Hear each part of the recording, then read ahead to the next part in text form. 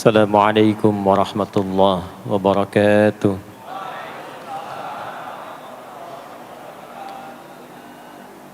Alhamdulillahilladzi bihamdihi tatimmul barakat wa bifadlihi tatimmus salihat.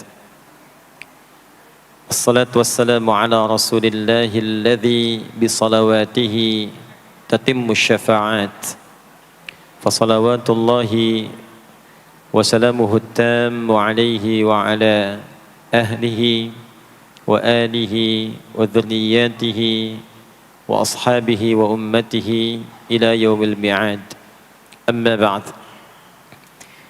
Faya ahbaballahi wa ahbaba rasulihi sallallahu alaihi wasallam, usi nafsi wa iyyakum bitaqwallahi faqad fazal muttaqun. فلا تموتن إلا وأنتم مسلمون. فقال تعالى: يا أيها الذين آمنوا اتقوا الله حق تقاته ولا تموتن إلا وأنتم مسلمون. Yang kami hormati para asatidzah, para ulama, keluarga besar di pengurus Masjid Raya Pondok Indah, baik di yayasan, di masjid, dan semua yang terlibat dalam kemakmuran masjid ini, semoga senantiasa diberkahi dan diberikan kemuliaan oleh Allah Subhanahu wa taala. Tidak disebutkan sifat pemakmur masjid di dalam Al-Qur'an kecuali dengan sifat-sifat yang terbatas. Karena ayatnya pun dibuka dengan adatul hasri, huruf pembatas. Ditemukan di Quran surah ke-9 At-Taubah di ayat yang ke-18. Innama ya'muru masajidallahi. Jika ada ayat Al-Quran dibuka dengan kata innama, adatul hasri, huruf pembatas, maka hukumnya hanya berlaku atau terbatas pada yang disebutkan di ayat saja, tidak keluar dari situ. Saya beri contoh bandingan dulu. Zakat itu dikeluarkan dan disalurkan hanya untuk 8 golongan. Tidak boleh keluar dari 8 golongan itu. Kenapa tidak boleh di luar 8 golongan itu? Karena ayat pengeluaran zakat dibuka dengan kata innama. Quran surah 9 At-Taubah di ayat ke-60. Innamas sadaqatu. Zakat itu hanya boleh dikeluarkan untuk golongan berikut. Jadi di luar golongan itu tidak menerima zakat. Nanti ada skema lain seperti infak, sedekah umum dan sebagainya. Ayat pemakmur masjid dibuka dengan kata innama, memberikan kesan bahwa tidak setiap orang memiliki satu kecenderungan, satu nikmat, satu keinginan untuk berkontribusi memakmurkan masjid.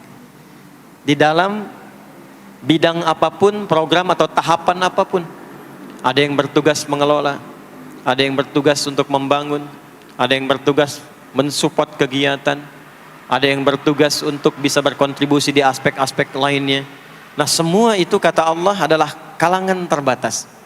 Jadi kalau Allah sudah berikan satu spesialisasi tersendiri dan dinilai oleh Allah sebagai golongan yang spesial, maka manfaatkan status itu sebelum nanti bertukar atau selesai tugasnya dan kembali kepada Allah insyaallah dalam kemuliaan. Man amana billahi wal yaumil akhir. Man amana billahi wal yaumil akhir. Orang-orang yang diberi kesempatan memakmurkan masjid itu, kata Allah, harus menyatukan dulu visinya sebelum membuat program. Jadi sebelum membuat program di masjid, satukan dulu visinya. Visinya untuk mendapatkan ridha Allah. Proyeknya akhirat, untuk membawa bekal pulang saat akan dihisab. Jika semua kepentingannya lillah, semua karena Allah, maka apa yang kemudian Allah tunjukkan, orang-orang itu akan jadi istimewa di hadapan Allah, lalu mulai membuat program dari kenikmatan salat yang khusyuk, wa aqamas salat, pengelolaan harta yang bisa bermaslahat atau kepentingan-kepentingan agama dan sosial, wa ataz zakah, walam yakhsha illallah, dan semua fokusnya karena Allah. Fa'asa ulaika ayyakunu minal muhtadin, maka orang-orang yang beraktivitas demikian insyaallah akan digolongkan pada golongan orang-orang yang mendapatkan kemuliaan dan petunjuk dari Allah Subhanahu wa taala. Semoga kita semua termasuk dari bagian ayat yang disebutkan tadi. Bapak Ibu sekalian, tadi banyak disampaikan tentang kemuliaan dan kegiatan waktu subuh. Sampai ada program pejuang subuh. Mudah-mudahan nanti selanjutnya ada pejuang zuhur. Setelah itu pejuang asar. Setelah itu pejuang maghrib. Lalu disempurnakan dengan pejuang isya. Ada apa di waktu subuh? Apa perbandingannya dengan waktu-waktu yang lainnya? Mengapa sebagian nama yang disematkan di dalam ibadah di waktu-waktu itu justru tidak sama dengan nama waktunya, tapi disebutkan dengan nama-nama yang berbeda? Zuhur kenapa dengan zuhur tidak nahar? Asar kenapa disebut asar tidak masa? Subuh kenapa disebut subuh dan ada dua nama dengan fajar? Ya, kenapa namanya dua? Itu yang coba kita hadirkan di pertemuan kajian kali ini. Mudah-mudahan dari pencerahan yang kita dapatkan di kesempatan pagi ini ada bakal terbaik yang kita bawa pulang setelah menunaikan ta'lim ini insyaallah. Tidak cukup dengan amin, kita mulai dulu ya. Bismillahirrahmanirrahim. Kita mulai Quran surah ke-17 Al-Isra di ayat ke-78. Bismillahirrahmanirrahim.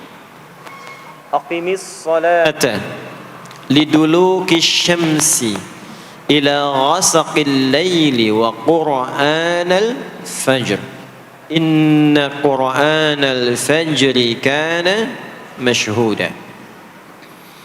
Aqimis salat, tunaikan oleh kalian salat dengan sempurna, dengan benar.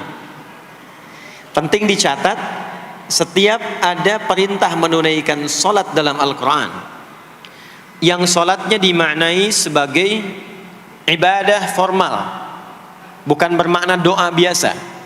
Jadi ada salat yang bermakna umum, yaitu doa. Jadi doa itu disebut dengan salat. Karena itu dalam fiqih, as-salatu hiya doa. Salat itu secara bahasa disebut dengan doa. Karena isi dari semua salat itu bacaannya semuanya doa.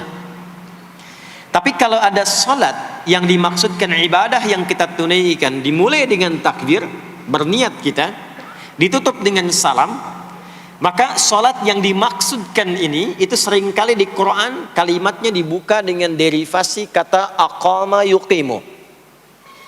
Kalimat salat pertama di Quran Al-Baqarah ayat 3. Alladzina yu'minuna bil ghaibi wa yuqimunas shalah. Al-Baqarah ayat ke-43. Wa aqimus shalah wa atuz zakah. Selalu menggunakan aqama, yuqimu, yuqimuna, aqimi dan seterusnya.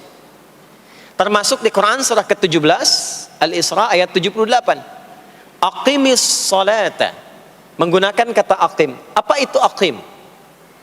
Aqama, yuqimu, yuqimuna, aqim itu artinya menunaikan dengan sempurna, sesuai dengan ketentuan yang diberlakukan, tegak sempurna. Jadi ketika Allah meminta kita menunaikan salat, salat yang diinginkan itu kata Allah bukan salat biasa saja, bukan sekedar bertakbir kemudian ditutup dengan salam. Ada ketentuannya, ada aturan-aturannya. Karena itu ketika Allah meminta kita menunaikan salat, setelah menggunakan kata aqim, aqimu, yuqimuna, kalimat salatnya menggunakan alif lam. Kalau Bapak Ibu cek silakan, rata-rata ada alif lamnya. Ya, tidak berdiri sendiri. Alladzina yu'minuna bil ghaibi wa yuqimunas shalah, ada alif lamnya. Wa aqimus shalah wa atuz zakah. Wasta'inu bis sabri was shalah, ada alif lamnya. Nah, alif lam itu diantara fungsinya dalam bahasa Arab, ada yang berfungsi sebagai ta'rif. Ta'rif itu seperti artikel the dalam bahasa Inggris. Ya, car itu banyak di luar, mobil. There are so many cars outside. Itu banyak sekali kendaraan di luar. Tapi kalau kita katakan the car, ya, yang ini bukan yang lain. As-shalah, kenapa menggunakan alif lam? Memberikan kesan yang diinginkan itu salat yang sesuai aturannya, salat yang sesuai dengan ketentuannya. Karena itu di era Nabi SAW Boleh dicatat nanti hadisnya riwayat Muslim, nomor hadis 397. Yang meriwayatkan nanti sahabat Abu Hurairah radhiyallahu taala anhu, pelaku yang mengalami ini namanya Khalad bin Rafi' Az-Zuraiqi. Dikisahkan datang seorang sahabat ya Nabi sallallahu alaihi wasallam, kemudian dakhala ila al-Masjid Nabawi, kemudian masuk ke Masjid Nabi, fa shala bi jambin Nabi sallallahu alaihi wasallam. Maka ia salat di samping Nabi sallallahu alaihi wasallam, wan nabiyyu fi nahiyatin ukhra min al-masjid. Sedangkan Nabi di sisi yang lain di masjid itu. Kalau diilustrasikan, dia masuk ke masjid, kemudian Nabi di satu sisi yang lain. Kemudian dia salat. Kemudian ketika dia selesai, falamma sallama yaminan wa syamala, thumma atan nabiyya sallallahu alaihi wasallam. Ketika dia salam ke kanan dan ke kiri, lalu mendatangi Nabi sallallahu alaihi wasallam. Faqala, dia berkata, "Assalamu alayka ya Rasulullah." Ya, "Assalamu alayka ya Rasulullah." Kata Nabi, "Wa alaikassalam wa rahmatullah. Irji' shalli fa innaka lam tusalli." Kata Nabi, "Wa alaikassalam wa rahmatullah." Kamu salat lagi karena engkau belum salat. Padahal sudah salam. Fa'ada salatahu, kemudian dia mengulang salatnya. Thumma atan nabiyya, dia datang lagi ke Nabi sallallahu alaihi wasallam. Dia berkata, "Assalamu alayka ya Rasulullah." Dijawab dengan jawaban yang sama. Kata Nabi, "Wa alaikassalam wa rahmatullah. Irji' salli fa innaka lam tusalli." Kamu balik lagi salat karena engkau belum salat. Padahal sudah salam. Maka dia melakukan itu sampai 3 kali. Sampai dia berkata, "Ya Rasulullah, ma uhsinu ghairah."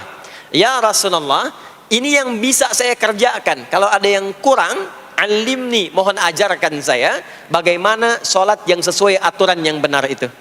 Maka diajarkanlah oleh Nabi, bahkan sejak wudu. Idza qumta ila shalah. Kembali muncul kalimat tadi, aqama yuqimu. Kata Nabi, jika engkau sholatnya ingin sempurna, fa asbighil wudu, maka mulai dengan wudu yang sempurna. Maka biasanya orang kelihatan dari wudunya. Orang yang baik sholatnya itu mulai kelihatan dari sejak wudunya. Jadi kalau wudunya tidak sempurna, buru-buru, yang dibasuh tidak sempurna, itu pasti akan berdampak kepada sholatnya. Setelah itu, thumma istaqbilil qiblah, lalu menghadap ke arah kiblat. Lalu diajarkanlah oleh Nabi tata cara sholat mulai dari takbir sampai dengan selesai salam. Nah, sholat seperti ini jika benar oleh kita diikuti, jadi fokus baik-baik di sini, benar-benar diikuti oleh kita aturannya dari mulai wudu sampai dengan salam, maka Allah akan berkenan memberikan 5 kemuliaan yang dicurahkan pada seorang hamba saat di dunia. Jadi kalau pahala di akhirat, pahala sholat kita dapatnya di akhirat. Sekali menunaikan sholat dapat 10 poin. Itu ada di Quran surah ke-6 Al-An'am di ayat 160. Man jaa bil hasanati falahu asyru amthaliha. Siapa yang mengerjakan perbuatan hasanah, perbuatan baik yang punya nilai pahala, maka diberikan nilainya 10. Di dalam Al-Quran, sholat itu disebut dengan hasanah, perbuatan baik yang punya nilai pahala. Itu ada di Quran surah ke-11 Hud di ayat yang ke-114. Aqimis salata tarafain nahar wa zulafan minal lail innal hasanati yudhibnas sayyiat. Tunaikan sholat di pembuka siang sampai akhirnya, sampai ketemu malam. Jadi dari subuh, zuhur, asar, maghrib sampai ke isya. Semua solat itu kata Allah disebut dengan hasanat. Innal hasanat. Hasanat jamak dari hasanah. Jadi solat disebut dengan hasanah. Kalau kita menunaikan solat di Al-An'am ayat ke-160, maka diberikan poin. Poinnya namanya ajrun. Ya, kita sebut dengan pahala. Pahala itu bahasa Qur'annya ajrun. Di Quran surah At-Tin, lahum ajrun ghairu memnun. Begitu kita mengerjakan amal soleh, maka diberikan pahalanya. Perbuatan amal solehnya disebut dengan hasanah, pahalanya disebut dengan ajrun. 10 itu ngitungnya bukan begini, bukan 1, 2, 3, 4, itu terlalu sedikit. Di hadis Muslim, ukuran 1 keduanya 500 tahun, 2 ketiganya 500 tahun, 3 keempatnya 500 tahun. Jadi sekali kita menunaikan sholat 10 nilainya, setiap 10 itu 1 keduanya 500 tahun, 2 ketiganya 500 tahun. Kalau ditunaikan di masjid, ya, ditunaikan di masjid, nanti dapat lagi tambahan pahalanya. Baru masuk datang ke masjid dengan niat sholat, bukan yang lain ya. Kan ada orang yang kadang ke masjid niatnya tidak sempurna ibadah, mungkin janjian ketemu teman, ya, akhi, bro, ketemuan yuk, ya. Di mana? Di Pondok Indah aja, sambil sholat zuhur. Sambil sholat zuhur, jadi sholatnya sambil, ya, nyambi itu, ya. Substansinya mau ketemu kan, agenda intinya ketemuan sambil sholat zuhur. Nah, kalau kita niatkan mutlak untuk ibadah, apapun itu, mau sholat, mau baca Quran, mau i'tikaf, itu baru datang, baru menginjakkan masjid, masuk dengan kaki kanan, baru datang, itu sudah dicatatkan 25 kebaikan, belum apa-ngapain. Jarak satu keduanya tadi 500 tahun, dua ketiga 500 tahun.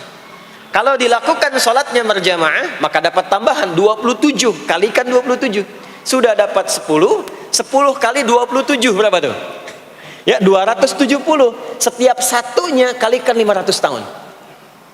Maka sholat di masjid itu bukan main-main. Itu kelihatannya nanti dua. Saat sakaratul maut, pahala itu ditampakkan. Jadi pahala itu bukan sekarang. Pahala itu saat kita pulang. Nanti begitu akan meninggal, ditampakkan itu. Ya, pahala yang telah kita kerjakan itu dalam bentuk amal yang diridhoi oleh Allah. Makanya orang-orang yang rajin beramal saleh, ya, hasanahnya banyak, itu hidupnya tenang. Karena dia merasa tenang, jiwanya pun tenang. Ketika pulang pun dia berada dalam ketenangan. Itu yang menjadikan dia kadang senyum. Ada orang yang akan meninggal itu senyum. Ya, sedang baca Quran, ada yang sedang duduk, ada yang sedang ngaji, ada yang sedang sholat. Saking tenangnya, panggilannya pun tenang. Quran surah 89 ayat ke-27 sampai ayat 30. Ya ayyatuhan nafsul mutmainnah, hei jiwa-jiwa yang tenang, irji'i ila rabbiki radiyatan mardiyah, cepat pulang, aku sudah ridha dengan amalmu, engkau pun akan ridha dengan pemberianku. Fadkhuli fi ibadi, masuk golongan hambaku. Ibad itu jama' dari kata abdun.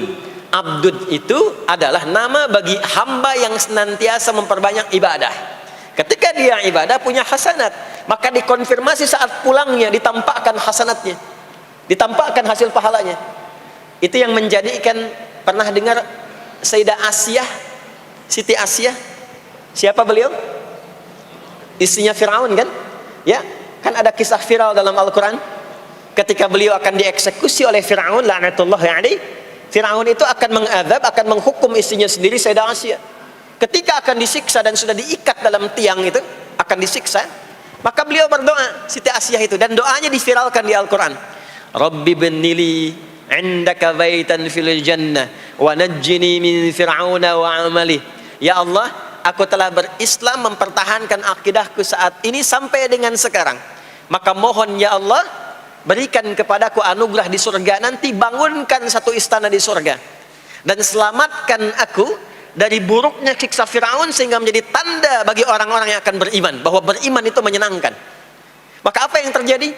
Saat sakaratul maut itu ditampakkanlah oleh Allah istana di surganya, maka dia tersenyum. Dalam senyum itu Fir'aun kan gak ada imannya, jadi gak ada koneksinya. Maka mulai menghardik, kata Fir'aun, ini perempuan mau dieksekusi kok malah senyum. Dia nggak tahu kalau dalam keadaan itu surganya sedang ditampakkan, istananya ditampakkan.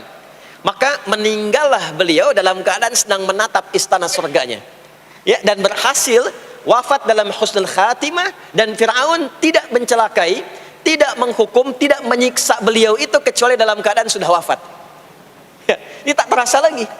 Itulah orang-orang yang saleh, orang-orang yang punya banyak hasanah, ditampakkan sakaratul mautnya, lalu dihisab, nanti baru dikonfirmasi. Maka sekarang diberitakan sebagai ilmal yaqin, saat sakaratul maut diperlihatkan sebagai ainal yaqin, saat masuk nanti ke surga dirasakan sebagai haqqul yaqin. Maka ada ilmal yaqin, ainal yaqin, haqqul yaqin. Itulah yang menjadikan kita sering berdoa supaya semua kegiatan dunianya menjadi hasanah, dan di akhirat dikonfirmasi lagi hasanahnya.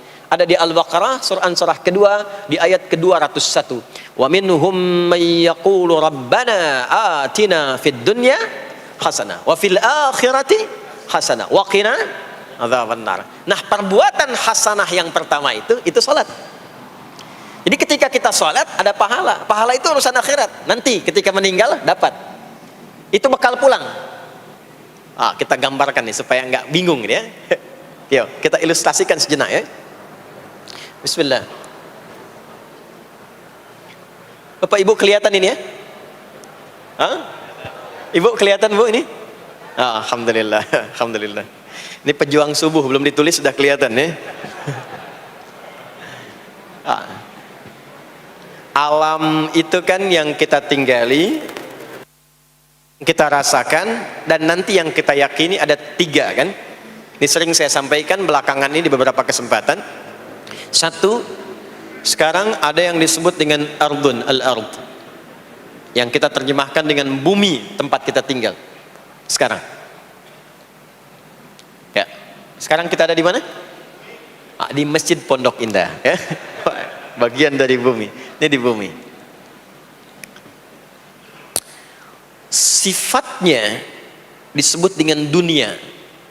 Jadi dunia itu asalnya bukan nama alamnya, tapi lebih kepada sifatnya. Ya, dunia. Dari kata dana, yadnu, dunuan, wa dunyaan. Artinya sesuatu yang cepat, sesuatu yang fana, sesuatu yang rusak, yang hilang. Jadi semua sifat kehidupan kita di tempat ini itu berlangsung cepat. Ya, kayaknya baru kemarin ketemu, sekarang sudah ketemu lagi. Kayaknya baru kemarin kenalan teman SD, sekarang sudah saling punya cucu. Ya, dan semua sifatnya rusak.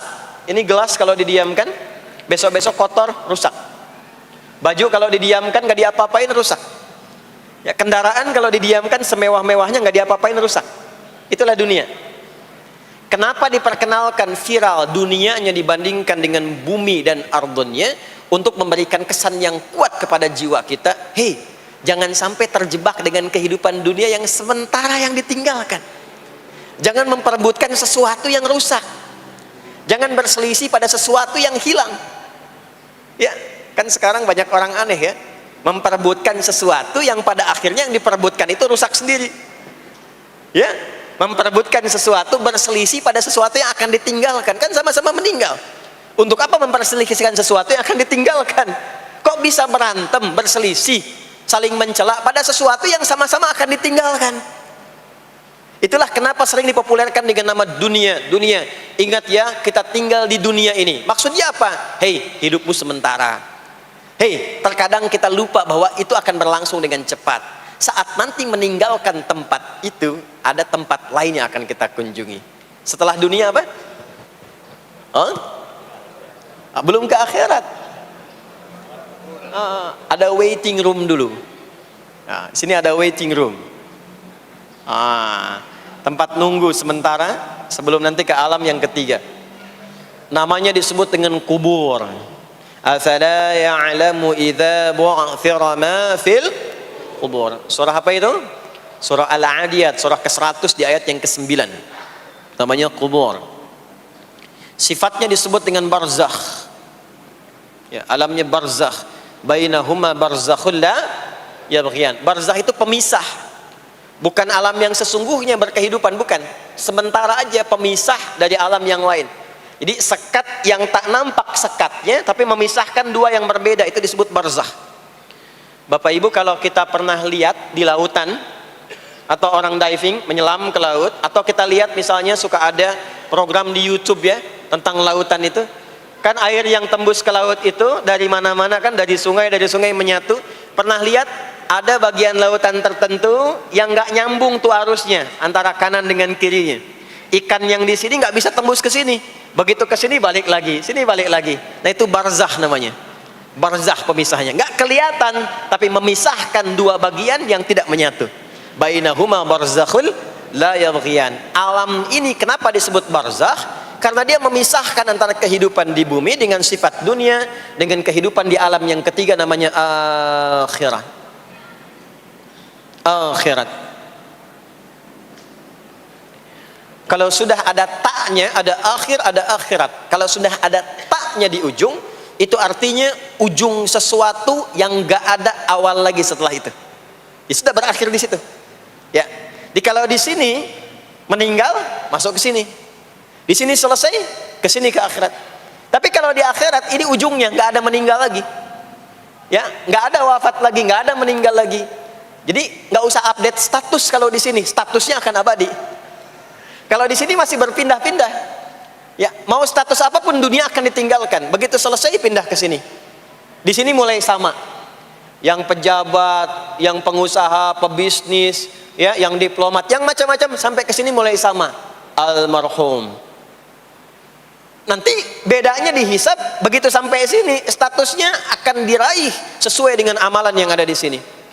Nah, mohon izin, mohon maaf, kalau di sini yang semua kita kerjakan, aktivitas kita disebut dengan amal, pekerjaan kita yang melahirkan bekal itu, ya, maka tuntutannya cuma satu, amal saleh. Pastikan semua amal perbuatan yang kita kerjakan soleh. Soleh itu artinya dipandang baik oleh Allah, singkatnya begitu. Kalau makan dengan cara yang soleh, yang Allah senangi. Minum yang soleh. Berpakaian yang soleh. Bekerja yang soleh. Maksudnya kalau Anda cari pekerjaan, cari yang dibenarkan oleh Allah. Jangan bekerja dengan korupsi, jangan bekerja dengan cara menyogok, jangan bekerja dengan mempopulerkan riba misalnya. Kalau makan yang saleh, jangan makan yang haram, jangan makan hasil dari pencurian, itu namanya saleh. Kalau kita kerjakan semua aktivitas kita, pekerjaan semuanya saleh, maka tadi dia akan punya nilai. Nilai itu yang disebut dengan hasanah. Ya. Hasanah ini punya poinnya yang disebut dengan ajrun, yang kita kenal dengan pahala, yang tadi saya terangkan. Nah ini hasanah, ajrun, hasanah ini yang ikut ke alam kubur nanti. Yang ininya tidak amalnya. Contoh gampangnya begini, saya tunjukkan. Ini ada minuman. Ya. Minum itu kan aktivitas standar, amal standar untuk menghilangkan haus. Siapapun bisa minum. Mau yang beriman, mau yang belum beriman. Saya sering katakan belum beriman dengan harapan sama-sama beriman sebelum wafat. Ya, itu adabnya. Maka bagaimana cara minum ini supaya menjadi soleh? Kata Nabi di hadis Al-Bukhari, perhatikan, idza quddimat ta'amu, kalau hidangan disajikan, mau makanan mau minuman, khudh bi yaminika ma yalik, ambil dengan tangan kananmu, thumma sammillah, aw iqra bismillahirrahmanirrahim. Maka sebelum diminum ucapkan bismillahirrahmanirrahim. Maka kalimat bismillahirrahmanirrahim itu yang akan menjadikan aktivitas minum menjadi hasanah. Dituliskanlah pahalanya, namanya ajrun. Minumannya selesai, itu masalah dunia. Hausnya hilang, keluar jadi kotoran, itu minumannya. Jadi gelasnya nggak ikut ke alam kubur. Ya, minumannya nggak ikut. Yang ikut apanya? Ini hasanahnya. Jelas sampai sini? Karena itu semua aktivitas yang kita kerjakan dalam berkehidupan itu pasti ada pedoman dalam Al-Quran dan hadis detailnya untuk membimbing semua aktivitas kita menjadi soleh. Pedoman itulah yang sering kita kenal dengan nama doa namanya. Nah. Silahkan Bapak Ibu cek, tidak ada satu pun di dalam Islam aktivitas yang dikerjakan kecuali bersanding dengan doa di dalamnya. Coba cek ya. Bangun tidur sudah ada doanya? Sudah. Makan ada doanya? Berpakaian ada doanya? Dan kalau kita mau jujur, itu semua aktivitas doanya nggak sama. Bangun tidur dengan mau tidur sama nggak doanya? Bahkan urusan ke masjid nih, masuk masjid ada doanya nggak? Kakinya diatur kan? Kanan. Keluar masjid ada doanya. Doa masuk dengan keluar sama nggak? Tidak. Ada yang mau ke toilet ya, masuk toilet, kakinya diatur nggak? Kaki apa masuknya? Kiri. Keluar? Ada doanya nggak? Nah, perkara ke toilet pun bisa jadi amal soleh. Karena semua yang dikerjakan dalam Islam itu bernilai. Allah itu ingin mendidik kita, jangan sampai melakukan sesuatu yang tidak ada manfaatnya. Dan kalau sudah ada manfaat, jangan tanggung. Jangan hanya jadikan kegiatan itu terbatas pada satu alam saja. Dunia dapat tapi alam kubur gak dapat. Dunia dapat tapi akhirat gak punya bekal. Gimana nanti pulang ke akhiratnya? Ya. Saya mau tanya sebentar. Maaf ya. Kita yakin nggak bahwa kita akan meninggal? Saya ulang, yakin nggak akan meninggal? Baik. Sekarang pertanyaannya, kalau sekiranya meninggal, pindah alam atau tidak? Pindah kan? Makanya diumumkan di Masjid Raya Pondok Indah, Inna lillahi wa inna ilaihi rajiun. Telah meninggal dunia, telah meninggalkan dunia. Artinya keluar dari sini. Sekarang kita pakai hukum dunia sebentar. Biasanya begini, kalau orang pindah tempat, walaupun ada di satu alam, itu pasti butuh bekal. Dan kadang bekalnya nggak sama. Contoh, nanti Ramadan, setelah itu masuk Idul Fitri. Biasanya ada mudik ya. Mungkin nggak mudik kalau nggak ada bekal. Saya sering perhatikan setiap tahun, orang itu mau mudik kalau ada bekalnya.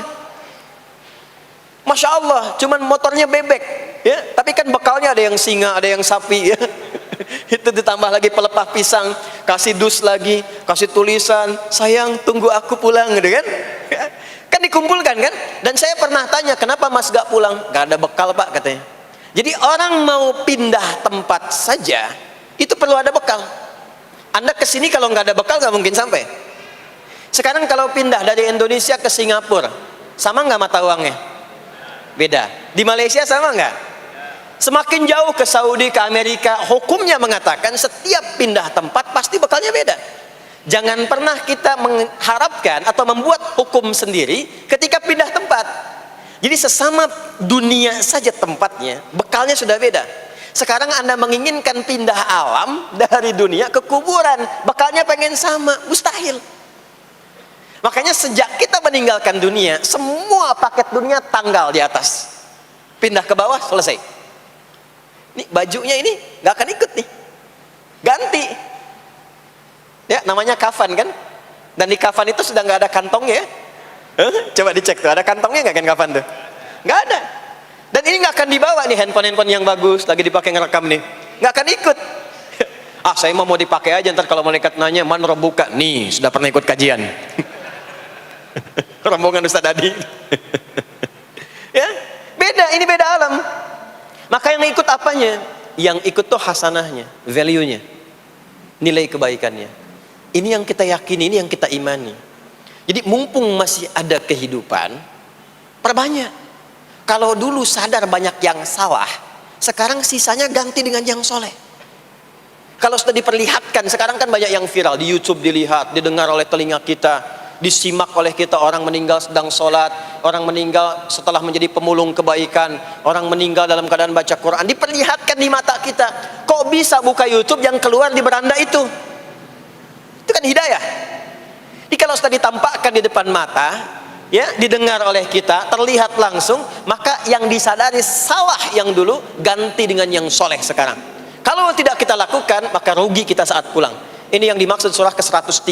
Wal asr innal insana lafi khusr illa alladhina amanu wa amilus salihat, amal saleh. Nah, ini nanti yang dibawa pulang ke sini. Ya, sini. Nah, bagaimana melatih supaya semua kegiatan kita itu jadi soleh? Gimana latihannya? Karena nggak mudah untuk melakukan itu. Belum tentu bangun itu langsung soleh, itu belum tentu. Belum tentu kita makan itu mendapatkan sumber yang benar dengan cara yang benar. Bagaimana melatihnya? Maka Allah berikan kepada kita waktu-waktu khusus untuk berlatih diri tersambung dengan Allah, yang dengan ketersambungan itu akan menjaga kita di semua keadaan, baik berdiri, jalan, duduk, kerja di kantor, tidur, rebahan. Sekarang banyak kaum rebahaners, ya, tiduran, itu dipastikan kalau tersambung dengan Allah, terkoneksi, semuanya soleh. Karena kalau ingat, ya saya duduk ingat Allah, kalau ingat di pekerjaan ingat Allah, mustahil kita bisa menuliskan sesuatu yang Allah tidak sukai. Tambahin nolnya, ya, bikin paraf, tanda tangan pada proyek yang tidak benar, mustahil. Karena ketika sedang tanda tangan ingat Allah, ya. Nah, dalam bahasa Arab, sesuatu yang tersambung dengan kuat sehingga selalu menempel dan sulit terpisahkan, itu bahasa Arabnya disebut dengan silah. Dari wasala yasilu silah. Ibadah yang melatih kita untuk terus tersambung sehingga ingat pada Allah di setiap keadaan, yang dengan ingat itu menjadikan otomatis amal perbuatan kita ingin dipastikan diridhoi dan disukai oleh Allah sehingga berubah menjadi soleh.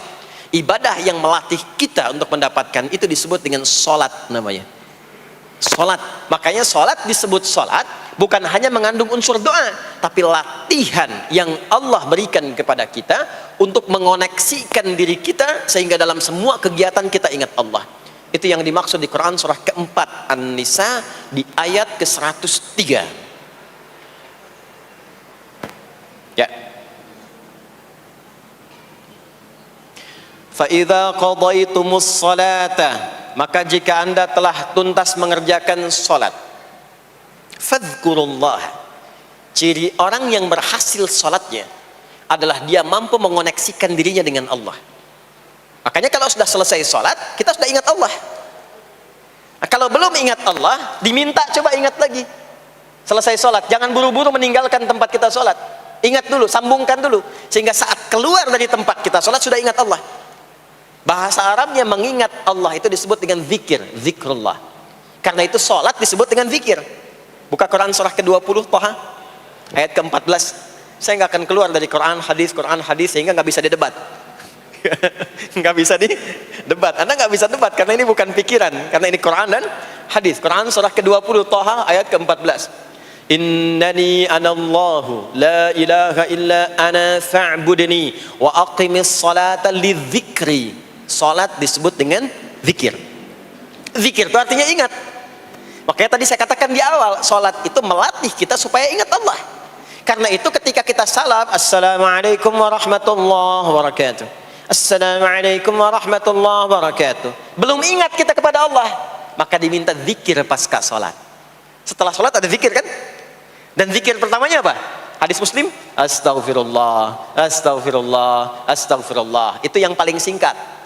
Kalau mau agak panjang, astaghfirullahalazim, alladzi la ilaha illa huwal hayyul qayyum wa atubu ilaihi. Kenapa istighfar? Karena kita memohon ampun kepada Allah kalau dalam sholat tadi belum nyambung sama Allah. Karena ada orang yang saat sholat bukan ingat Allah, dia masih ingat dunia.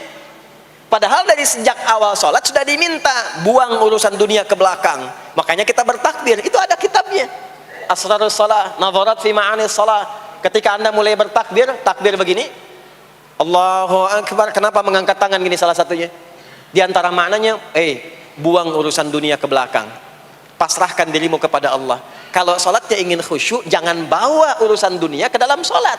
Buang. Yang menjadikan seseorang kurang khusyuk begitu takbir, dunia masih dibawa. Lisannya berucap Allahu Akbar, tapi pikirannya motor hu akbar, mobil hu akbar, ya kan? Status tuh belum diupdate hu akbar, ya, miss call belum dibalas hu akbar. Itu bermasalah, sehingga mudah dikerjai setan. Ada setan namanya khanzab di Sunan Abu Daud. Saat seseorang mulai bertakbir, kata Nabi, fayaqulu syaitanu, di situ setan mulai beraksi. Sebelum takbir kita dibikin fokus. Anda silahkan praktekkan. Kalau mau sholat rasanya fokus. Tapi mulai bertakbir Allahu Akbar, setan mulai beraksi, kata Nabi. Udhkur kata, udhkur kata. Ingat ini, ingat itu. Hatta la yash'ural musalli kam rak'atan yusalli. Sampai ada orang sholat yang tidak sadar berapa rakaat sedang menunaikan sholatnya. Subuh berapa rakaat tadi? 2 diucapkan, tapi ketika dipraktekkan ada yang 3. Ada yang 1. Ya, ada yang begitu. Ada, tapi di hati saya gitu ya. Nah ini, makanya setelah kita sholat, salam, assalamualaikum, assalamualaikum, itu kita mencoba menyempurnakan dengan apa? Istighfar dulu. Kalau tadi ada yang belum tersambung. Setelah itu apa? Kita sambungkan. Allahumma antas salam, subhanallah, alhamdulillah, Allahu Akbar. Makanya dilatih 33 kali. Sekali belum nyambung, 2 kali. 2 kali belum nyambung, 3 kali. 3 kali belum ingat, 4 kali. Masa iya sih sampai 33 kali belum ingat juga? Bapak nama siapa? Joni. Siapa Pak? Joni. Siapa Pak? Joni. Siapa Pak? Apa enggak dengar saya Joni? Itu baru 3 kali. Ini kita 33 kali menyebutkan subhanallah. Masa enggak nyambung juga? Alhamdulillah 33 kali. Masa enggak syukur juga? Dilatih. Kalau sudah terkoneksi, inilah dia. Fadhkurullaha qiyama. Bangun dari sholat, bangkit. Selesai sholat, mau kerja, mau kemanapun, ingat Allah. Jadi nggak ada istilahnya keluar masjid tertukar sendal, tuh nggak ada. Ada di sini yang tertukar sendal? Banyak. Insya Allah tidak ya. Kalau ingat Allah tuh nggak mungkin tertukar. Jadi begitu Anda akan menggunakan, yang punya orang lain sadar tuh, astagfirullah, Allah mengawasi, bukan punya saya walaupun mirip. Ya, walaupun mirip. Ya, pakai yang punya kita, itu akan diarahkan. Tapi kalau nggak ingat ada yang mengawasi, nggak ingat ada yang lihat, nggak ingat akan dihisab. Mana ya tadi? Oh, ini dia, masya Allah, lupa saya. Pakai masya Allah lah gitu. Dia pakai yang paling bagus tuh. Pulang dia, padahal dia ke masjid tuh nggak pakai sendal. Pekerjaan juga begitu, nggak akan sembarangan ngambil yang bukan haknya, kerjakan proyek yang tidak benar. Demi Allah, kalau di Indonesia ini mestinya benar semua sholatnya, makmur. Wah, para polisi itu tenang tugasnya gitu, ya. Tentara juga nyaman, di pekerjaan tuh nggak usah ada CCTV, ya, nggak usah ada e-tilang, nggak usah ada kamera di jalan, ya kan? Ini karena kenapa? Latihannya nggak maksimal. Ini pentingnya sholat tuh itu. Jadi semua menjadi amal soleh. Semua jadi amal soleh. Begitu ingat Allah, maka berdiri ingat Allah, jalan ingat Allah, duduk ingat Allah, berbaring pun ingat Allah. Kalau sudah ingat Allah, pasti disebut nama Allah. Ini yang dimaksud hadis Nabi. Qala Rasulullah sallallahu alaihi wasallam, kullu amrin dhi balin la yubda'u fihi bi bismillahirrahmanirrahim fahuwa abtar. Setiap perbuatan yang baik yang dibenarkan oleh hati setiap hamba, lalu diikutkan bismillahirrahmanirrahim. Nggak mungkin orang nyebut bismillahirrahmanirrahim kalau nggak ingat Allah. Minum, bismillahirrahmanirrahim. Makan, bismillahirrahmanirrahim. Bekerja, bismillahirrahmanirrahim. Itu ketika dikerjakan langsung jadi hasanah. 10 poin. Ada pahalanya. Dan jangan dianggap ringan ya. Ini kalimat ringan tapi menentukan saat pulang, saat meninggal nanti. Nah, kalau nggak disebutkan bismillahirrahmanirrahim atau tidak bacakan doa yang menyertainya, maka jadi dunia saja, solehnya hilang, tinggal amalnya. Dibalasnya di dunia, akhiratnya nggak ada. Itu yang dimaksud Quran surah ke-25 Al-Furqan ayat 23. Wa qadimna ila ma 'amilu min 'amalin faj'alnahu haba'an manthura. Kalau ada orang berbuat baik di dunia tapi tidak disertakan niat akhirat, kami balas dunianya. Anda kerja belasan tahun, puluhan tahun untuk dunia aja, dapat gaji, dapat benefit, dapat penghargaan. Ada yang juara, ada yang dapat bintang, champion, ya, ada yang promosi jabatan, tapi niatnya untuk dunia. Allah adil, kata Allah, kerja keras dia untuk dunia, saya balas dengan balasan dunia. Tapi kalau diniatkan akhirat, dunia dapat, akhiratnya pun dapat. Kan kerjanya sama, etosnya sama, di tempat yang sama. Kita niatkan akhirat, gak ada ruginya. Begitu meninggal, dapat. Beruntungnya dan bersyukurnya kita sebagai muslim, kita itu lengkap informasinya. Urusan kubur ada informasinya, akhirat ada informasinya. Silahkan komparasikan dengan informasi dan sumber manapun. Ditemukan nggak yang informasi detail seputar kubur, seputar hisab, seputar kiamat, seputar surga, seputar neraka? Cuma di Islam. Itu yang kita syukuri, supaya kita siap-siap. Bukan sekedar dibaca, baca ada pahalanya, tapi siap-siap ada konsekuensi kebaikannya. Ini balik ke sini. Karena itu saya katakan dari awal, pertama Bapak Ibu sekalian, sholat itu menjadi ibadah paling pokok karena dia akan mengantarkan kita pada konektivitas yang kuat dengan Allah Subhanahu wa taala. Ini poinnya. Kalau sudah nyambung dengan Allah, bukan cuma jadi amal soleh. Orang-orang yang tersambung dengan Allah di semua aktivitas kehidupannya, maka akan mendapat jaminan langsung dari Allah Subhanahu wa taala yang memudahkan semua urusan hidupnya. Mudah sukses, mudah bahagia, mudah tenang. Semua kemudahan yang kita raih dalam konteks kebahagiaan, ketenangan, kesuksesan itu kalau digabungkan semua maknanya, berubah katanya menjadi falah. Apa namanya? Falah. Falah itu bahagia, sukses, nyaman. Kalau dibuka kamus English Arabic misalnya, falah itu bahasa Inggrisnya success and happiness. Bukan cuma bahagia, bahagia dan sukses. Bukan cuma sukses, karena ada orang sukses belum tentu bahagia. Saya sering tanya yang ini nih, dan biasanya para ibu yang juara menjawabnya itu. Ya, pilih mana? Kaya tapi gelisah, atau miskin tapi tenang? Miskin tapi tenang. Sukses tapi gelisah, Ya, atau miskin tapi tenang. Sukses tapi tenang, ya. Sukses dan bahagia. Nah, sukses dan bahagia itu bahasa Arabnya falah. Ini poinnya. Falah. Nah, sekarang coba kita dengar baik-baik. Cek telinganya masih ada nggak? Cek telinga masih ada nggak? Setiap hari, di setiap pergantian waktu dalam sehari. Pergantian waktu sehari itu ada 5. Dari mulai subuh, ke siang, zuhur, ke sore, asar, mau habis sore menjelang malam, maghrib, muncul malam, isya. Itu setiap hari 5 kali berganti waktu diperdengarkan oleh Allah. Hambaku, kamu harus bahagia. Hambaku, kamu harus sukses. Apapun pekerjaanmu, sukses.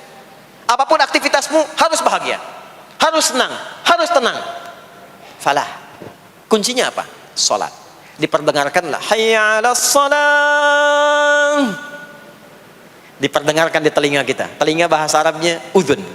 Jamaknya adzan. Maka kalimat yang diperdengarkan 5 kali sehari itu disebut dengan adzan. Dan satu-satunya lafaz yang diperdengarkan 24 jam di muka bumi ini tak pernah berhenti. Makanya setiap tempat terjadi perbedaan waktu sholat. Ya, di sini tadi subuhnya jam berapa? 4.13, 12, 49, 4.10. Terjadi perbedaan pendapat tentang waktu subuh. Ya, ini menandakan bahwa bukan dari tempat yang sama. Saya di Bekasi tadi 49, 4:09, sini 4:13. Jadi setiap detik, setiap menit ini adzan, sana adzan, ini adzan, sana adzan, terus bersautan. Dan kalau kita dengarkan sedunia itu dari beda waktu, 24 jam diperdengarkan. Hayya 'alas shalah, ayo salat. Kenapa mesti salat ya Allah? Hayya 'alal falah. Dengar tuh baik-baik kata Allah. Salat akan mengantarkan engkau pada kebahagiaan. Salat mendekatkan engkau pada kesuksesan. Salat mengantarkan engkau pada kedamaian. Makanya kalau orang salat pasti tenang hatinya. Kalau nggak percaya silakan. Salat itu diantara manfaatnya mendatangkan ketenangan. Salat mendatangkan kesuksesan. Karena itu salat bukan hanya ibadah yang diwajibkan pada umatnya Nabi Muhammad SAW saja, tidak. Semua nabi dan rasul yang pernah bertugas di bumi itu semuanya salat dan meminta umatnya salat. Hanya memang kita yang paling sempurna menunaikannya, caranya. Ya, dulu umat nabi-nabi lain juga salat. Contoh, Nabi Musa salat. Nanti diviralkan di Quran surah ke-20 Thaha ayat 14. Nabi Isa alaihi salam yang paling dekat ke Nabi Muhammad 600 tahun sebelum Nabi lahir, itu salat. Beliau salat. Diviralkan di Quran surah 19 Maryam ayat 31 sampai 33. Ya, sampai ke 33-nya wa ja'alani mubarakan aina ma kuntu wa awsani bis shalah. Salat. Siapa lagi? Nabi Zakaria. Nabi Zakaria itu kapan beliau mendapatkan berita gembira akan punya anak? Saat salat. Jadi berdoa, masuk ke mihrabnya Maryam, melihat Maryam punya banyak keistimewaan, maka beliau salat di mihrabnya itu. Di Quran surah ketiga Ali Imran ayat 38 sampai 39. Hunalika da'a Zakaria rabbah qala rabbi habli min ladunka dzurriyyatan thayyibah innaka sami'ud du'a. Turun jawaban, fanadathul malaikatu wa huwa qa'imun yusalli fil mihrab anna Allah yubashshiruka bi Yahya. Jadi Nabi Zakaria itu dapat berita akan punya anak namanya Yahya saat salat. Di salat itu kalau dikerjakan bisa berdampak pada percepatan terkabulnya doa. Minta apapun dijawab sepanjang maslahat. Makanya nanti untuk umat Nabi Muhammad jangan tunggu, panggilan salatnya adalah panggilan langsung dari Allah. Minta, punya masalah apa? Aku selesaikan kata Allah. Di salat itu bukan main-main, bukan beban, bukan sekedar kewajiban, tapi kewajiban yang dipaksa untuk membahagiakan kita. Kalau Allah nggak sayang, nggak akan disuruh salat. Pak, Bu, itu panggilan salat. Perhatikan panggilan pertamanya, Al-Baqarah ayat 45.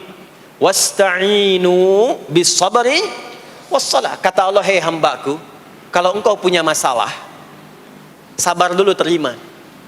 Karena aku titipkan masalah itu kepadamu untuk meningkatkan kualitas hidupmu, bukan ingin membebanimu. Dan tidak mungkin aku uji engkau dengan masalah itu kecuali engkau mampu mengatasinya. La yukallifullahu nafsan illa wus'aha. Nah sekarang bawa itu lewat sholat, minta solusi kepada Allah. Terima dulu dengan sabar.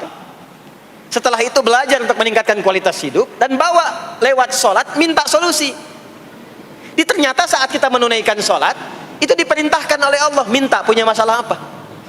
Makanya kita katakan, begitu Allah perintahkan wasta'inu bis sabri wassalah. Hei, kalau punya masalah terima dengan sabar, minta tolong, minta solusi kepada Allah lewat salat. Maka ketika kita minta, kita robah kalimatnya dari wasta'inu, kata perintah, menjadi bentuk permohonan, fi'il mudhari. Iyyaka na'budu wa iyyaka nas. Itu ketika Anda mengucapkan iyyaka na'budu wa iyyaka nasta'in, fikihnya begini, ucapkan di lisan, hadirkan dalam hati dan pikiran kita masalah apa yang sedang kita rasakan. Minta kepada Allah solusinya. Minta. Jadi bukan sekedar diucapkan. Karena hadis qudsinya berbunyi begini. Hadis qudsinya. An Abi Hurairah radhiyallahu ta'ala anhu qala, qala Rasulullah sallallahu alaihi wasallam, qala Allah azza wa jalla, Allah berfirman. Saya langsung saja ke bagian kalimat iyyaka na'budunya. Idza qala al-'abdu, kalau seorang hamba berkata dalam salatnya, iyyaka na'budu wa iyyaka nasta'in, ya Allah, sekarang hamba salat kepadamu, ibadah hanya kepadamu, seperti yang kau perintahkan. Maka hamba memohon kepadamu, ya Allah, seperti yang kau janjikan. Wa iyyaka nasta'in. Lalu hadirkan dalam benak kita, ya Allah, engkau maha tahu sebelum hamba ungkapkan. Hamba punya persoalan ini. Mohon kepadamu, ya Allah, hilangkan semua masalah itu. Berikan hamba solusi yang terbaik. Berikan hamba keberkahan darimu. Itu sekilas hadir dalam jiwa kita. Maka apa yang terjadi? Qala Allah azza wa jalla, dijawab kalimatnya itu, hadza baini wa baina 'abdi wa li 'abdi ma sa'al. Ini perjanjian antara aku dengan hambaku. Kalau hambaku benar sholatnya sampai kalimat ini, apapun yang dia mintakan sekarang, aku akan kabulkan. Sepanjang itu ada maslahat untuk dirinya. Dicontohkan itu oleh Nabi Zakaria. Beliau itu minta saat berdiri, Pak, bukan saat sujud. Dimulai dari berdiri.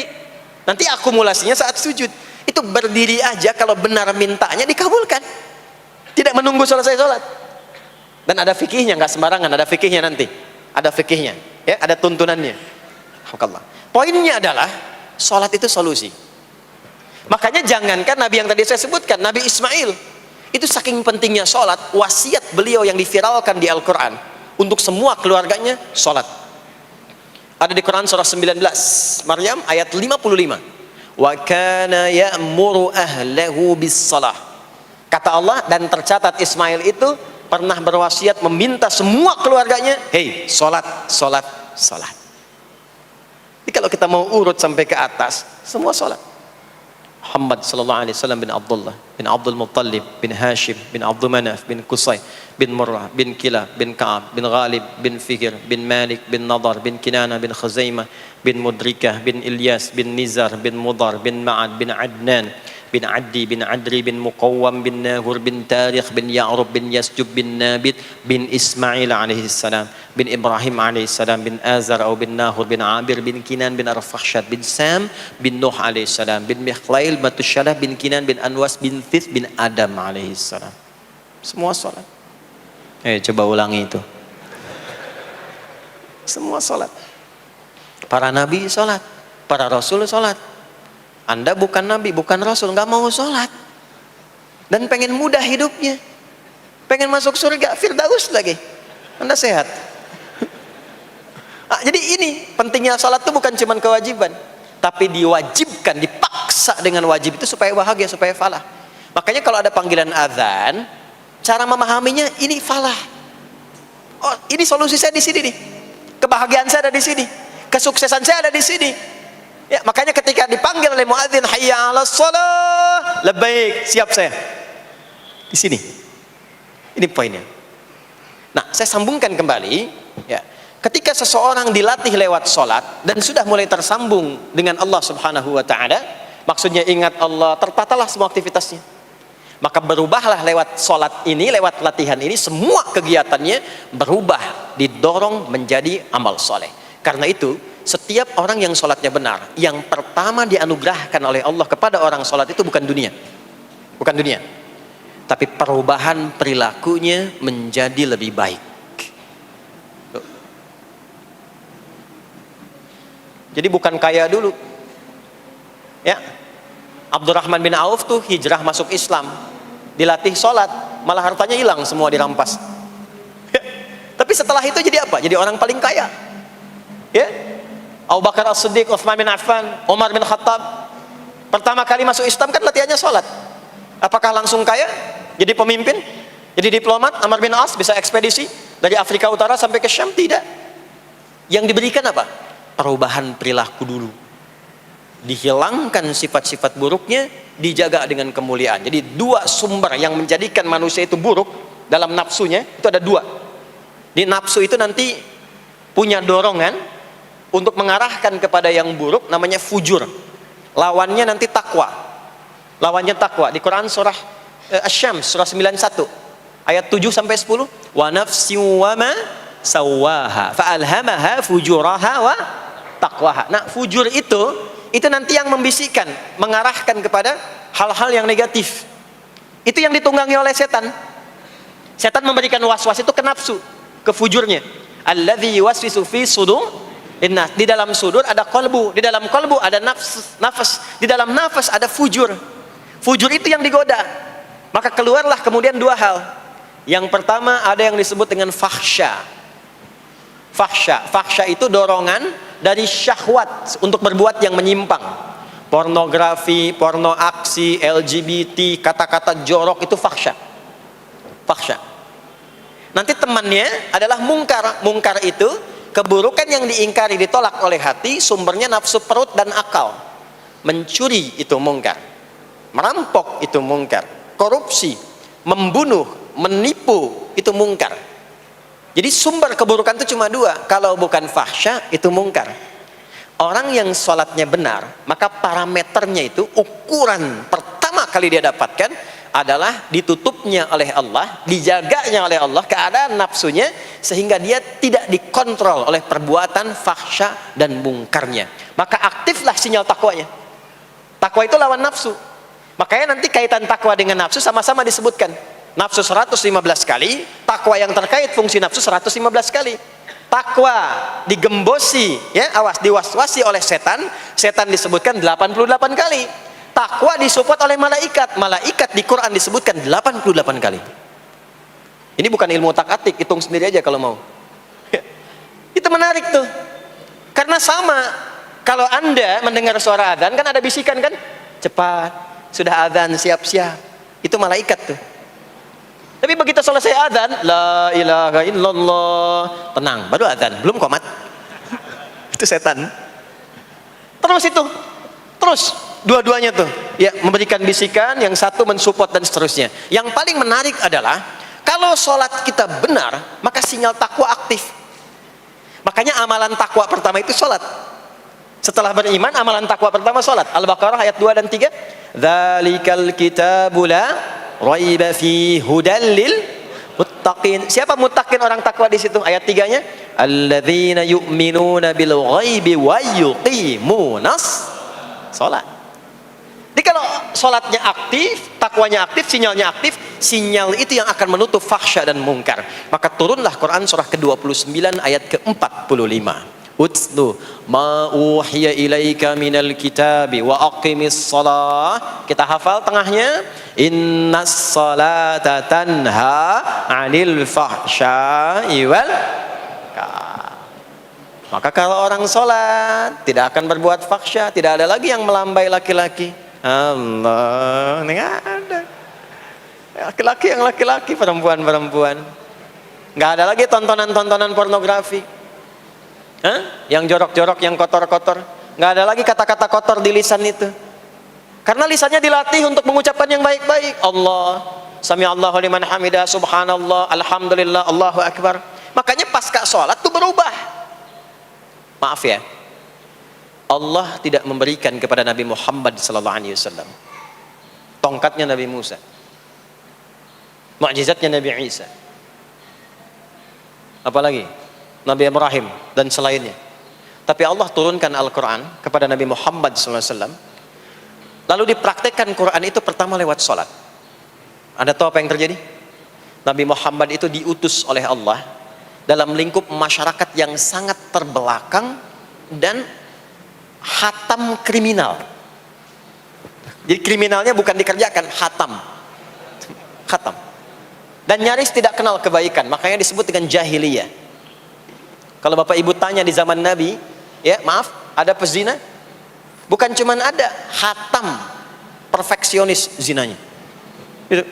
Membunuh itu, ya, mabuk, ada orang mabuk kekinian di zaman jahiliyah, pemabuk amatir itu 5 kali sehari mabuknya. Yang amatir. Jadi kalau baru mabuk sekali, 2 kali, itu coba-coba.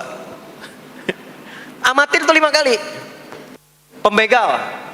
Ya, sekarang kita dengar berita ada begal ini itu. Jahiliyah itu sekampung begal semua. Kampung Gifar.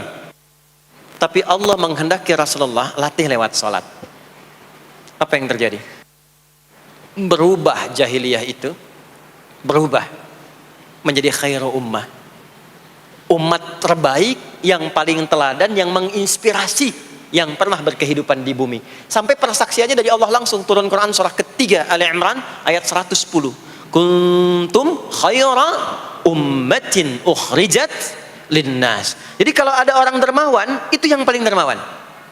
Kalau ada orang sabar, itu yang paling sabar. Kalau ada pasar yang paling ideal, itu yang paling bagus. Berubah itu. Ya. Kenal Abu Dzar Al-Ghifari? Ayo kenal. Enggak. Abu Dzar Al-Ghifari itu nama aslinya Jundub bin Junadah. Di antara pemimpin begal di zamannya. Dari kota Ghifar. Ghifar itu kampung begal asalnya. Ya, alhamdulillah. Masuk Islam. Datang ke Mekah. Bertemu dengan Rasulullah. Begitu masuk Islam, kata Jundub bin Junadah, ya Rasulullah, ausini au kama qala, berikan saya nasihat. Kata Nabi, pulang sekarang. Kata beliau, enggak, saya mau umumkan keislaman saya depan Ka'bah. Kata Nabi, jangan lakukan. Sekarang orang masih belum tahu tentang Islam, nanti marah kamu dipukuli. Kata beliau, ya Rasulullah, saya ini membegal terang-terangan, masa bersyahadat sembunyi-sembunyi? Maka keluar ke depan Ka'bah, dia katakan, ya ma'asyara Quraisyin, hai semua orang Quraisy. Datang orang. Usyhidu bi annahu la ilaha illallah wa anna Muhammadar Rasulullah. Aku bersaksi, syahadat la ilaha illallah Muhammadar Rasulullah. Kalian mau apa? Dipukulin sampai pingsan. Sampai ketika akan diteruskan, ada riwayat mengatakan datang Sayyidina Ali bin Abi Thalib, ada yang mengatakan Sayyidina Hamzah, ya, bin Abdul Muttalib radhiyallahu ta'ala anhuma jami'an. Datang menyampaikan, jangan teruskan. Kalau ini meninggal, ini wafat, kita akan celaka karena kafilah kita akan lewat desa Ghifar. Kalau lewat Ghifar gak akan berhasil niaga kita, katanya. Ya, karena akan dihabisi semua ini orang Ghifar. Maka dibiarkan pergi, pulang. Tahu apa yang terjadi? Begitu Nabi hijrah ke Madinah, dikagetkan dengan suara kaki yang berdecak kencang, bang bung bang bung bang bung. Ternyata ada berita gembira, sekampung begal Ghifar itu masuk Islam semuanya, berubah jadi baik. Untuk menginspirasi generasi kemudian, maka dipopulerkanlah oleh beliau kunyahnya dengan nama daerahnya. Sayalah Abu Dzar Al-Ghifari. Al-Ghifari itu maksudnya apa? Dulu saya ini berasal dari Ghifar, kampung saya kampung begal. Cuma karena saya masuk Islam, diajarin sholat, diajarin baik, sekampung baik semua. Ya. Makanya orang-orang Arab setelah itu, bahkan non-Arab, kalau datang memperkenalkan daerahnya. Imam Al-Bukhari, itu nama aslinya bukan Al-Bukhari. Nama aslinya Muhammad. Punya bapak namanya Ismail, punya kakek namanya Ibrahim, kakek buyutnya Al-Bughirah, yang buyutnya Al-Bardizbah. Tinggal di kecamatan Ju'fah, Kabupaten Bukhara, Provinsi Khorasan, sekarang negaranya Uzbekistan. Karena berasal dari Bukhara, datanglah beliau kemudian ke Arab, sekarang ke Jazirah, ke Mekah, ke Madinah, memperkenalkan, saya bukan orang Arab, saya dari Bukhara.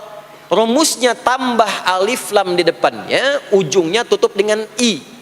Al-Bukhari, saya dari Bukhara.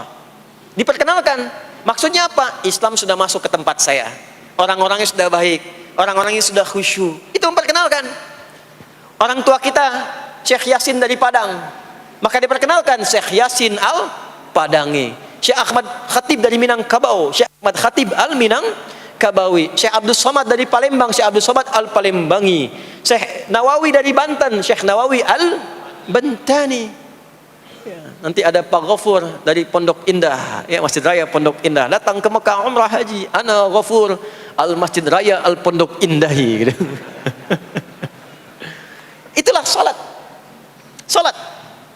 Jadi salat itu merubah keadaan kita lebih baik. Itulah sebabnya kenapa 5 waktu, karena Allah inginkan di setiap waktu kita jadi orang baik, di setiap waktu kita bahagia, setiap waktu selesai persoalan. Datang masalah subuh, ya, antara subuh ke zuhur kan ada masalah tuh. Nggak mungkin ada orang dari subuh ke zuhur nggak punya masalah, tuh nggak mungkin. Tuh wajahnya udah kelihatan tuh. Ya, makanya kita datang ya menghadap kepada Allah, minta diselesaikan, minta diberikan taufik, sujud kita. Diberikanlah solusi. Zuhur ke asar ada masalah, datang saat asar. Asar ke maghrib punya masalah, datang. Makanya semua ulama dulu seperti itu. Al-Bukhari itu menuliskan kitab sahihnya itu 16 tahun. Setiap satu hadis akan ditulis, sholat dulu.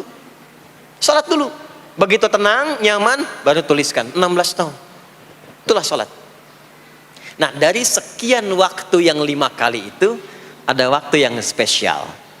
Waktu spesial inilah yang ingin saya bahas, yang tadi disampaikan dalam pengantar sambutan. Jadi ini inti yang mau saya katakan. Ini barusan muqaddimah tuh. Barusan muqaddimah. Baik. Kan kita sholat berapa kali sehari?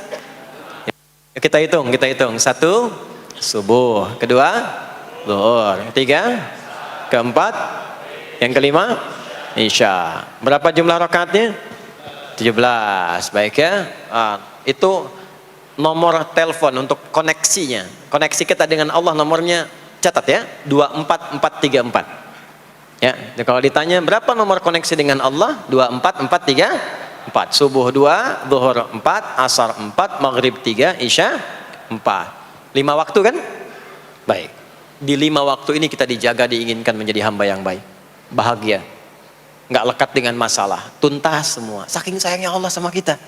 Kalau nggak sayang nggak disuruh sholat. Itulah sebabnya ketika diperintahkan menunaikan waktu sholat, diberikanlah gambaran waktunya. Tapi yang jadi persoalan kita sekarang yang akan dibahas, di antara sekian waktu itu, ada waktu-waktu yang spesial. Ada waktu-waktu yang spesial. Dari mulai subuh ke isya itu, ada yang dispesialkan oleh Allah karena ada bonus berlipat di dalamnya. Waktu apakah itu? Mari kita bacakan dulu mulai dengan Quran surah kedua ayat 238. Paling kanan sebelah atas di mushaf standar. A'udzubillahi minasyaitonirrajim. Bismillahirrahmanirrahim. Mohon izin saya agak lambatkan sedikit ritmenya karena ini inti yang mau kita bahas. Tadi muqaddimah makanya saya percepat ya. Hafizu 'alas salawati was-salatil wusta wa qumu lillahi qanitin. Hafizu. Kalau Bapak Ibu lihat mushaf terjemah, diterjemahkannya dengan jagalah. Jagalah itu ihfazu, hafidha yahfaz. Tapi kalau ada alif setelah hafizu, itu berarti fi'il madhinya, past tense-nya, akar kata kerjanya hafadha, yuhafidhu. Alifnya mufa'alah, bermakna saling. Jadi mengartikannya begini, hafizu 'alas salawati. Hei, hendaklah kalian saling menjaga waktu sholat. Kalau saling itu sendirian atau banyakan? Banyakan. Jadi kalau bapak di rumah ada 5 orang, bapak, ibu, dan 3 orang anak, maka jangan sholat sendirian pak. Ingatkan anaknya, ingatkan istrinya. Istri bangun duluan, ingatkan suaminya. Makanya waktu sholat itu, maaf, jangan cuma disandarkan pada azan yang kita dengar di masjid, harus hafal. Bahkan nanti gini, di Quran surah keempat ayat 103 itu, di ujung ayatnya, itu ada penanda ciri standar orang beriman. Maaf, kita tanya dulu nih, kita beriman tidak hari ini? Halo, beriman? Hati-hati ya, karena kata Nabi ada yang subuh beriman, sorenya sudah kufur tuh. Ya, yusbihu mu'mina wa yumsi kafira. Hati-hati ya. Yuk, apa ciri orang beriman tuh? Iman itu konfirmasinya bisa didapatkan satu melalui suara azan. Azan itu sama dengan penanda waktu sholat. Tahu dari mana iman itu bisa dicek dengan suara azan? Quran surah ke-8 Al-Anfal di ayat yang kedua. Innamal mu'minuna alladzina idza dzukirallahu wajilat qulubuhum. Sungguh insan beriman itu ciri standarnya bisa dilihat. Kalau disebutkan nama Allah, ada konfirmasi iman dalam hatinya. Jadi iman itu letaknya di kolbu. Nanti konfirmasinya lewat suara adzan, dipanggil, disebutkan nama Allah. Makanya disebutkan nama Allah 5 kali dalam sehari untuk mengecek iman ada nggak dari subuh sampai isya. Ya, Allahu Akbar, Allahu Akbar. Ada getaran di hati kita, sudah adzan. Nah, itulah iman. Itulah iman. Makanya orang yang punya iman dengan yang belum punya iman akan beda getarannya. Ini hanya dimiliki oleh orang yang punya iman saja. Yang belum punya iman nggak bisa, nggak punya itu. Allahu Akbar, Allahu Akbar. Surah apaan nih? Toanya kencang banget, ya. Tapi kalau orang beriman, Allahu Akbar, Allahu Akbar, ya Allah sudah adzan. Itu konfirmasi itu. Nanti semakin tinggi imannya, bahkan ada yang orang sudah menunggu sebelum tiba waktunya. Tadi subuh jam 4:13 di sini. Ada yang nunggu dari jam 3, padahal belum dipanggil. Ya, masya Allah. Di Bekasi 4:09. Allahu Akbar, Allahu Akbar. Azan. Ingat dia. Nah, itu ciri beriman. Cuman imannya standar. Jadi bukan iman yang kuat. Standar.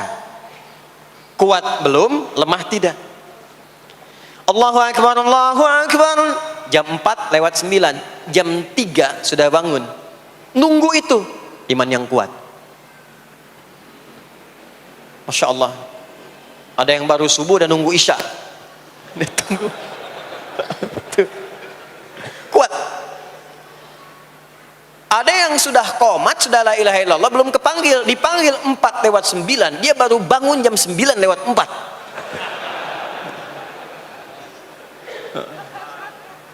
Tuh. Nah, ini iman lemah di bawah. Ciri standar, karena dipanggil ingat, maka ciri standar orang beriman itu tahu waktu sholat. Harus tahu Pak, Bu, itu standarnya. Itu ada di Quran surah keempat, di akhir ayat 103.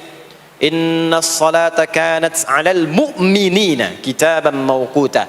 Kalau pakai terjemah balaghah itu bunyinya begini, sungguh orang beriman itu pasti tahu waktu sholat. Nah, jadi kalau ditanya jam berapa zuhur nanti belum bisa kita jawab dengan sempurna, itu artinya apa? Imannya belum naik itu ke level standar, belum menguat. Ya, ini poinnya. Nanti kapan waktu sholat itu tiba? Kalau ada yang belum ingat, jangan dibiarkan tidak ingat. Makanya kata Al-Quran, saling menjaga ya waktu sholat itu. Jangan sampai di keluargamu, ada temanmu, kolegamu, bahkan tetanggamu itu nggak tahu waktu sholat. Bahkan nggak sholat, itu bahaya. Kalau memang sayang sama anak, ingatkan. Sayang istri dengan suami, ingatkan. Tanda istri beriman yang cinta dengan suaminya, tanda pertamanya ketika mengingatkan suaminya pada semua hal yang disukai oleh Allah. Begitu sebaliknya. Maka kata Al-Quran, hafidhu, saling menjaga waktu sholat. Disebutkan di situ alas sholawat, bentuknya begini. Tulisannya alif, lam, waw, alif, ta maftuha begini. Alas, begini tulisannya. Karena nanti ada yang begini, as-salat, ada yang begini. Biar saja, enggak usah. Ada yang begini, ta marbutah. Seperti Al-Baqarah ayat 3, alladzina yu'minuna bil ghaibi wa yuqimunas shalah. Begini tulisannya.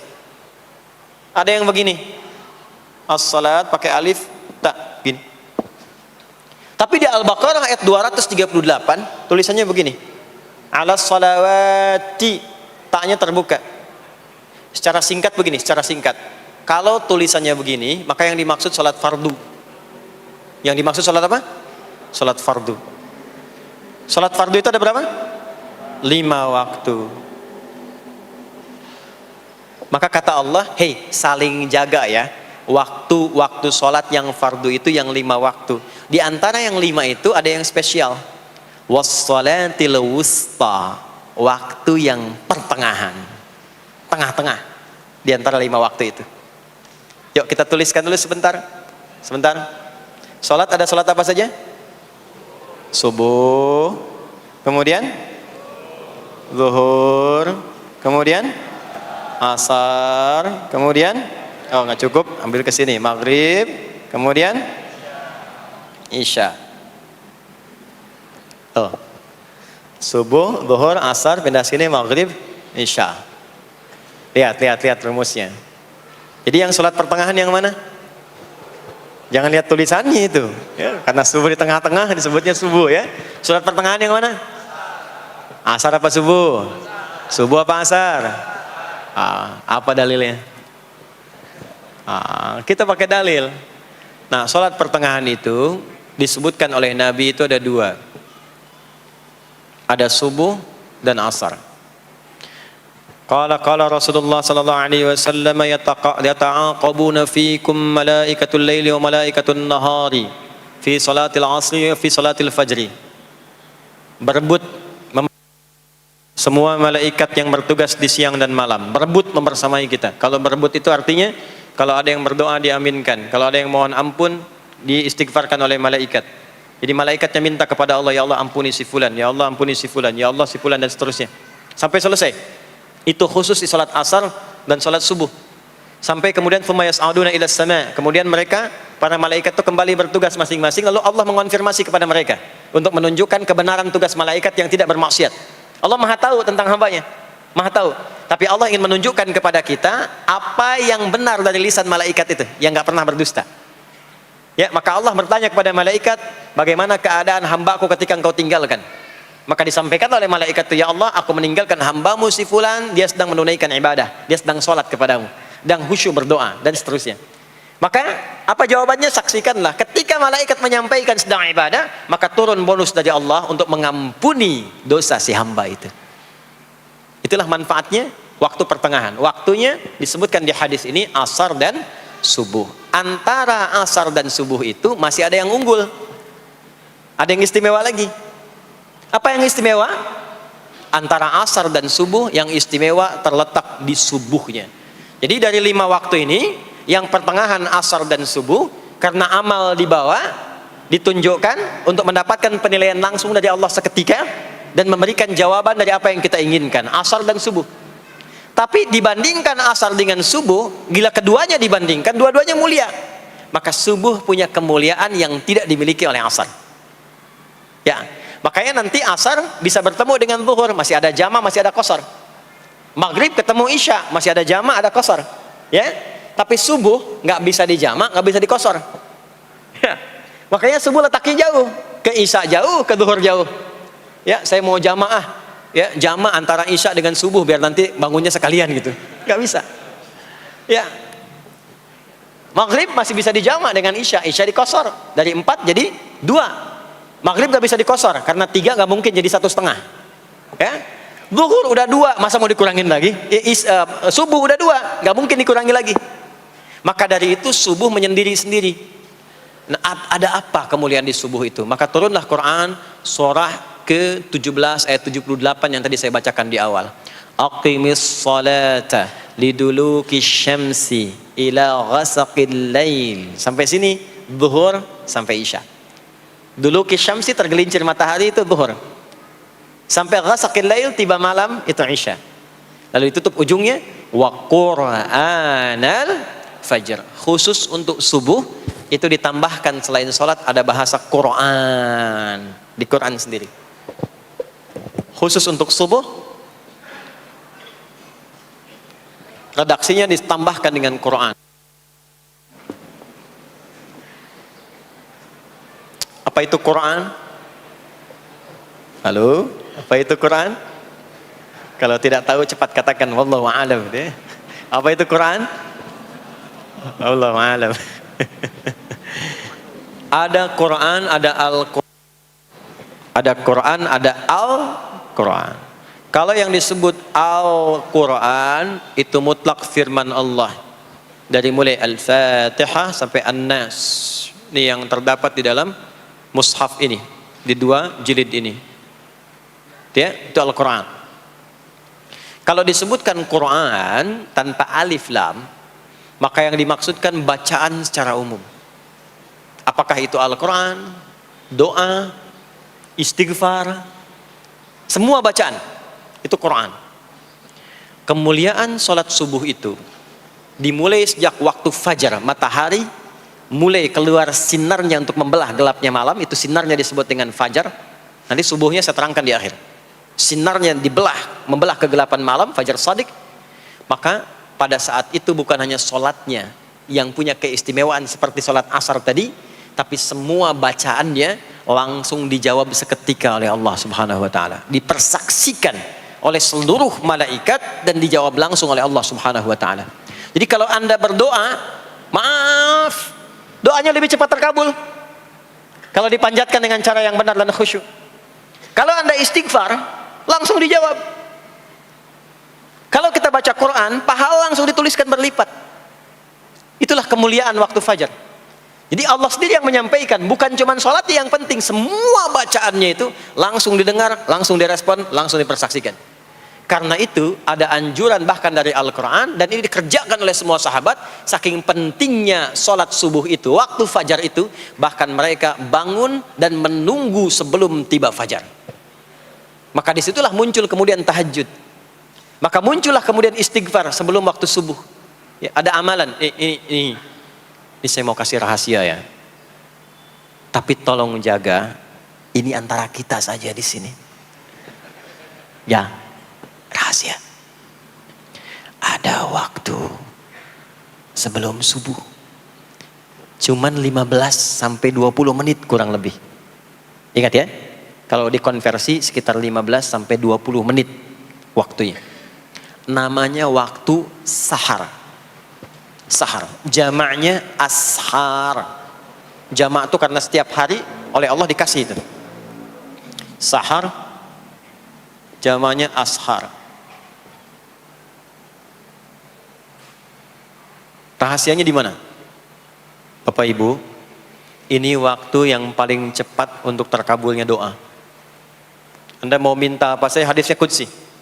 Ibadi, kata Allah, hambaku, siapapun yang bermohon sekarang aku kabulkan, yang minta aku berikan. Wa man istaghfara li ghafartu lah. Siapa yang minta ampunan, istighfar, aku ampuni dia sekarang juga. Baik, Bapak Ibu, begini saya tanya nih, kalau ditawarkan minta apa saja diberi, ya, terus minta ampun juga diampuni, pilih mana? Minta apa saja diberi, mau minta apa saja, atau mau minta ampunan istighfar, pilih mana? Jujur aja, kalau ada proyek nilainya 100 miliar, ya, ada utang 1 miliar belum ditutup, terus suruh minta apa saja diberikan, pilih mana? Minta 100 miliar potensi dikabulkan, atau minta diampuni dosa, pilih mana? Pilih salah satu, nggak usah dua-duanya. Oh, ada tawaran dikasih 100 miliar atau diampuni dosa, pilih mana? Ampuni dosa. Pelan banget ya. Kata ibu kalau bisa dua-duanya gitu. Coba, kalau ada rumus begini, Anda disuruh memilih apakah dunia dan seisinya atau memilih ampunan Allah, maka pilih ampunan Allah. Karena nanti ada rahasia yang kedua. Oh, banyak rahasia ini. Ada rahasia istighfar. Istighfar itu kalau sudah menyatu dengan jiwa kita, sudah terbiasa, maksudnya biasa istighfar, dan jadi karakter, jadi kebiasaan. Bukan hanya pasca sholat, di mobil istighfar, di kantor masuk istighfar, sudah kebawa, udah refleks itu. Faidah keutamaan untuk orang yang rajin istighfar itu ada dua. Satu, diampuni dosanya oleh Allah, yang cirinya nanti akan dijaga dari maksiat. Ya, bukan maksum, karena maksum itu untuk para nabi. Untuk para nabi dan rasul. Manusia nggak ada yang maksum selain nabi dan rasul.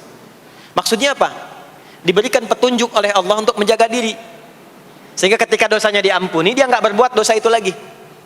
Mata biasa melihat yang tidak baik, tobat, diampuni dosa mata itu, cirinya adalah mata nggak senang lihat yang nggak baik lagi. Itu dosa mata diampuni, ciri tobat diterima. Maka istighfar itu menggugurkan dosa-dosa dan menjaga kita dari perbuatan salah. Yang kedua, orang yang sudah terbiasa beristighfar, itu doa cepat dikabulkan, bahkan sebelum ia memintanya dan memohonkannya. Di sebelum melafazkannya, itu bisa terjadi Allah sudah mengabulkannya. Itulah kemuliaan istighfar. Nah, orang-orang yang istighfar menunggu waktu datangnya fajar, itu mendapatkan kemuliaan langsung dari Allah, sampai dikatakan di Al-Quran, disebutkan sebagai orang-orang yang akan menghuni taman surga yang sekarang sedang beraktivitas di dunia. Itu ada di Quran surah ke-51 ayat 15 sampai 18, yang istighfarnya di ayat 18. Ya, jaminan surganya ayat 15, 16, 17-nya tentang tahajud. Innal muttaqina fi jannatin wa 'uyun akhidhina ma atahum rabbuhum innahum kanu qabla dhalika muhsinin. 17-nya kanu qalilan minal laili ma yahja'un, bahkan nunggu waktu sahar, nunggu subuh, tahajud dulu. Kemudian 18-nya wabil ashari hum yastaghfirun, istighfar. Sampailah tiba dia waktu fajar subuh. Ya. Itu selesai dia istighfar, dapat kesempatan subuh, sholat dulu 2 rakaat. Itu saking tingginya waktu itu, nilainya kata Nabi melebihi dunia dan seisinya. Melebihi dunia dan seisinya. Masya Allah. Makanya muncul kemudian sabda Nabi, raka'atul fajri khairum minad dunya wa ma fiha. 2 rakaat subuh ini daripada dunia dan seisinya. Itu asalnya di sini. Jadi memang subuh itu masih diperjuangkan. Dan subuh itu generatornya, kalau subuh sudah bisa konsisten, yang lainnya ikut. Subuh itu kalau sudah konsisten, subuh ke masjid jamaah, subuh jamaah, bangun tahajud, istiqamah, istighfar. Itu kalau subuhnya sudah bagus, yang lainnya ikut. Ya. Makanya ada kaum yang sekarang sangat khawatir jumlah orang Islam kalau sholat subuh itu seperti sholat Jumat. Sangat takut itu.